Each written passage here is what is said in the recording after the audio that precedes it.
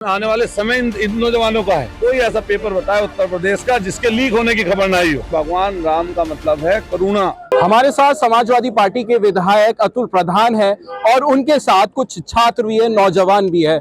अतुल जी, एक तरफ छात्र एक तरफ किसान, क्या चल रहा है ये लोकसभा चुनाव से पहले? अरे ये नौजवान देश को आने वाले समय इन नौजवानों का है। सोचिए, जिसने अभी 20 साल पूरे किए हैं उसे 60 साल और रहना है। और देश का अगर ये नौजवान ही अपने आप को ठगा महसूस करेगा, इसकी आकांक्षाओं पर, इसके सपनों पर अगर पानी फिर जाएगा तो बचा क्या। ये सरकार, हम कहना चाहते हैं कि कोई ऐसा पेपर बताए उत्तर प्रदेश का जिसके लीक होने की खबर ना आई हो। मैं तो आपके माध्यम से कहना चाहता हूं, इस उत्तर प्रदेश की पुलिस भर्ती को तुरंत के तुरंत जो साक्ष्य अब तक आए हैं उसके आधार पर निरस्त कर देना चाहिए। पारदर्शी तरीके से सरकार को आने वाले समय पर परीक्षा करानी चाहिए। जिन लोगों ने 5 साल तक इंतजार किया, जिन लोगों ने मेहनत की, जिन्होंने मशक्कत की, जिन्होंने पसीना सड़कों पर बहाया, आज उनके अरमानों पर पानी फिर रहा है। सरकार को तुरंत संज्ञान लेकर इस पर जांच, तुरंत के तुरंत जांच निकालकर, क्योंकि जांच सबके सामने है, बहुत सारी चीज, बहुत सारे साक्ष्य इस समय है, उसको पूरी करके तुरंत इस परीक्षा को दोबारा कराने की डेट घोषित कर देंगे। वो लोग कौन है जो कह रहे हैं कि ऐसा कुछ भी नहीं हुआ है, परीक्षा का पेपर लीक नहीं हुआ? उनसे तो आप ही जान सकते हो, मीडिया के लोगों का ज्यादा संपर्क उनसे है। तो मैं मीडिया के तमाम साथियों से कहूंगा कि हमारे भाई टीवी 9 वाले जो ऐसे लोग हैं उनसे संपर्क करें और उनसे कहें कि भगवान उन्हें सद्बुद्धि दे। भगवान को मानने वाले लोग अगर भगवान की आस्थाओं से खिलवाड़ करेंगे, अच्छा बताइए भगवान ने क्या कहा? मैं सदन में बोला, वो भगवान राम जी की बात बोल रहे थे। मैंने कहा हम किसान परिवार के हैं, हमारे परिवार में अगर कोई काम शुरू होता है तो सब लोग कहते ले राम का नाम, और जन्म से लेकर और मरण तक भगवान राम का जिक्र हमारे यहाँ है। अगर पहले पुराने समय पे छप्पर होते थे तो लोग छप्पर उठाते तो कहते थे ले राम का नाम।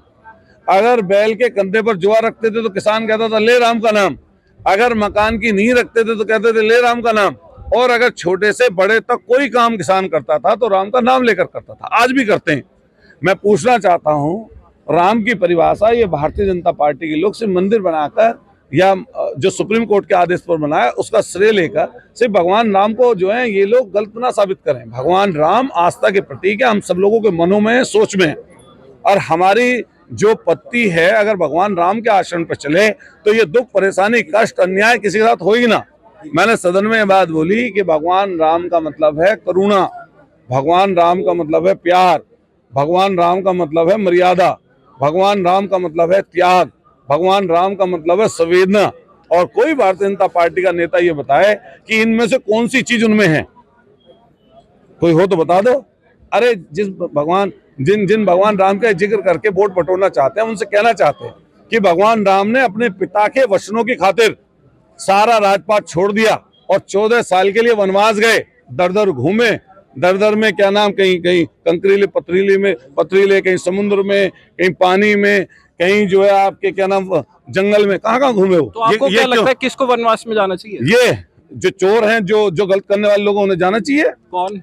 यही है सरकार वाले लोग, और कौन। और आप पूछ लो, मैं तो जितनी बात बोल पाऊंगा आप पूछ नहीं पाओगे। नहीं, मैं पूछ भी रहा हूँ और आपको बोलने का भी पूरा समय दे रहा हूँ। अच्छा, हमारे पास क्या है? हमारे पास तो यही है, धरना, प्रदर्शन, आंदोलन, अपनी बात कहना, संवैधानिक तरीके से बात रखना, सदन में रखना, बाहर रखना, सरकार के हाथ में काम कराना। ये बेचारे का सिर फूटा हुआ है, कोई आया होगा यहाँ पीड़ित, देखो इधर की तरफ कैमरे दिखाओ, तो ये भी कोशिश कर रहे हैं न्याय के लिए। अखबार में छपा कि नगर निगम में 2 बाबू पकड़े गए रिश्वत लेते हुए। अखबार में छपा कि 2 पीडब्ल्यूडी के एक्शन और जेई पकड़े गए। जांच करा दीजिए, लगभग 95% लोग पकड़े जाएंगे जो बेईमानी में। और इस समय रिश्वत 5 गुनी बढ़ गई है, थाने में, तहसील में, कचहरी में, ब्लॉक में। आदमी दर दर की ठोकर खाए घूम रहा है, सुनने वाला कोई नहीं। अच्छा, लोकसभा चुनाव आ रहे हैं, हो सकता है जनता को आपकी आवाज भी सुनाई दे रही हो। हम कह रहे हैं लोकसभा का चुनाव हर 5 साल आता है, विधानसभा का चुनाव हर 5 साल आता है। लेकिन अब मैं पूछना चाहता हूं कि 5 साल तक अगर ये 15-15 हजार भर्ती निकालते तो लड़कों को हर साल मौका मिलता, जो आगे बढ़ते। जो पहले लड़के थे वो अब तक जाकर नौकरी कर रहे होते। ये 5 साल में भर्ती इन्होंने निकाली, ये लोकसभा का चुनाव नजदीक है। अच्छा। और चौधरी साहब की बताइए, हम सब चौधरी साहब को मानते हैं। चौधरी साहब पहले से ही भारत रत्न है, और भारत रत्न छोड़िए, चौधरी साहब को मानने वाला प्रत्येक व्यक्ति, जो बेस्ट अच्छी सोच का व्यक्ति होगा वो चौधरी साहब को मानता होगा, चौधरी चरण सिंह जी के विचारों को मानने वाला होगा। अब ये बताइए, चुनाव के हिसाब से भर्ती निकालना, चुनाव के हिसाब से भगवान राम की पूरे मंदिर के प्राण प्रतिष्ठा कर देना, ये मैं नहीं कह रहा प्राण प्रतिष्ठा के लिए, ये शंकराचार्यों ने कहा है, जो हमसे ज्यादा विद्वान है।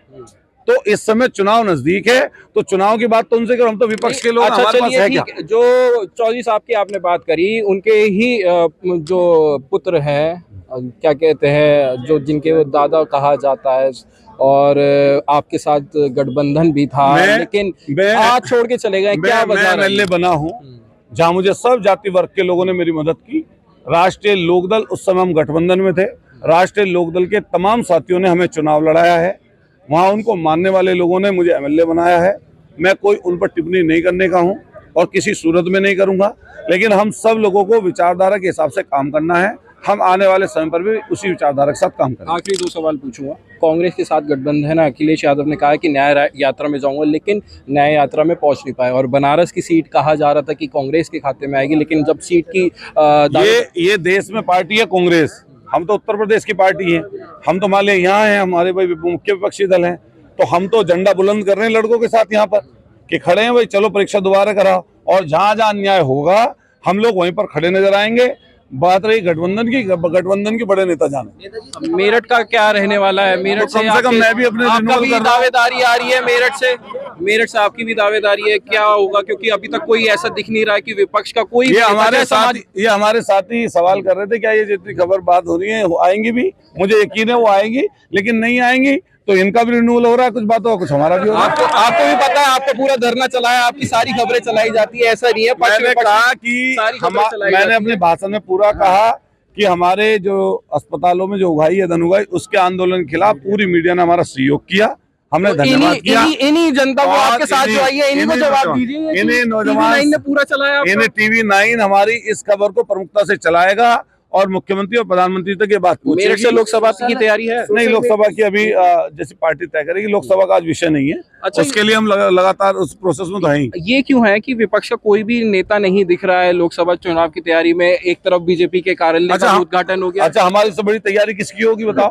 कैसे तैयारी? अभी तुम चलते हुए आदमी को किसी को बुला लो और पूछ लो ये कौन आदमी है, अब चलो अभी चलो पूछो किसी से। तो ये लोकसभा की तैयारी के लिए क्या है भाई सामाजिक और राजनीतिक जीवन में जनता आपको अच्छा माने, भाई यही तो पैमाना भाजपा ने तय किया है, और क्या हम भी पूरे दिन इसी काम पे लगे हुए हैं। अब कई जगह सफलता मिलेगी, कई जगह असफलता, तो हम सोच रहे हैं कि सफलता मिल जाए, नहीं सफलता मिलेगी तो आगे प्रयास करेंगे। बहुत बहुत शुक्रिया। ये थे हमारे साथ समाजवादी पार्टी के सरधना विधानसभा से विधायक अतुल प्रधान, जिनका ये कहना है कि ये जो युवाओं की आवाज है, जो ये भर्तियां हैं, वो कहीं ना कहीं उसका पेपर लीक हुआ है और उसको फिर से कराया जाए एक बार, और इन युवाओं के साथ इंसाफ किया जाए। लोकसभा चुनाव की जब बात आई तो वो कहीं ना कहीं बचते हुए नजर आए, इशारे से कहते हुए ये भी नजर आ रहे हैं कि चुनाव की तैयारी में लगे हुए हैं, और जैसा भी ऊपर से आदेश होगा तो चुनाव भी दमखम के साथ यहाँ पर लड़ेंगे। और जहां तक बात थी RLD के साथ गठबंधन की, तो उस पर भी बात करने से अभी बचते हुए नजर आए। अनमोल शर्मा, TV9 उत्तर प्रदेश, मेरठ।